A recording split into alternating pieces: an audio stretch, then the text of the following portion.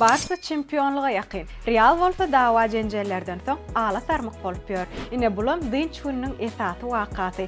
El Clasico'da 10-njy maýdan 11-nji maýa geçilýän gece saat 00:00 Barcelona bilen Real Madrid duşar. Bu duşuga kim arkaýynlykda tomaşa edip biler? Elbetde belet platformasynyň ulanjylary. Ýakyna geçiriljek Barcelona Real Madrid El Clasico'sy ören uly gyzyklanma döredýär. Bu duşukda birnäçe täsin ýagdaý Kataloniýalylaryň esasy garşydaşy bilen oýunna çempion bolmak mümkinçiligi. Alvaro Arbeloa'nyň topornyň dawa jenjellerden soň ilkinji duşugy millionlarça tanqyda sebäwar bolan Kylian Mbappe'niň meýdança dolanmagy bar. Gaýtgaça aýdylanyna futbol muştaklaryna ören gyzgyn oýun garaşýar diýip biler.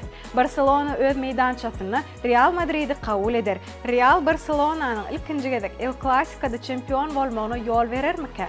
Hani Real'ın hem de Barcelona'nın jankoýerleri tijenin siz haýsy topora jankoýerligi diýäňiz? Toporuňyzyň adyny tesbirlerde belle. Muny bilelikde hasaplalyn.